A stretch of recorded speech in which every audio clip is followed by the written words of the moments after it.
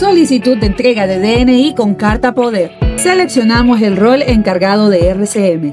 Registro Civil Municipal RCM. Solicitud entrega apoderado legal. Como primer paso, nos pedirá el DNI del ciudadano interesado y el DNI del apoderado legal en el proceso de solicitud apoderados legales.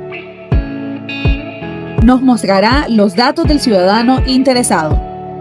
Para ingresar las imágenes de nuestra carta poder, tenemos dos opciones: escanear carta poder o elegir un archivo desde nuestro computador. Si queremos capturar la imagen de nuestra carta poder con el escáner del kit, daremos clic en escanear. Una vez escaneado, daremos clic en siguiente, guardar y enviar. Nos mostrará una alerta de confirmación donde daremos clic en sí, enviar. Y listo, el sistema nos dirá que se envió la solicitud exitosamente.